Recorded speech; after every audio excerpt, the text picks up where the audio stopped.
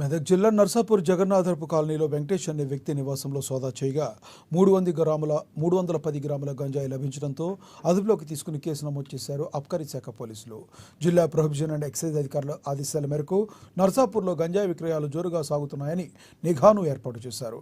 నమ్మదగిన సమాచారం మేరకు జగన్నాథరపు కాలనీలో నివాసం ఉండే వెంకటేష్ అనే వ్యక్తి ఇంట్లో తనిఖీ చేయగా 310 గ్రాముల గంజాయి ప్లాస్టిక్ కవర్లో ఉండడం గమనించి అదుపులోకి తీసుకుని కేసు నమోదు చేశారు. నర్సాపూర్ పట్టణంలోని జగన్నాథరావు కాలనీలో నమ్మదగిన సమాచారం మేరకు వెంకటేష్ గారి ఇంటి వద్దకు పోయి అతని ఇల్లును చూసి లోపల తిరిగి చూడక అక్కడ ఒక మూలన 310 గ్రాముల ఒక ప్లాస్టిక్ కవర్లో గంజాయి కలిగి ఉన్నది. అట్టి కవర్ను విప్పి చూడగా అందులో గంజాయి కలిగి ఉన్నది. మరియు అక్కడనే పక్కన నిలబడుచున్న వెంకటేష్ అనే వ్యక్తిని పట్టుకొని అట్టి వ్యక్తిని గంజాయి కలిగిన, అమ్మిన, రవాణా చేసిన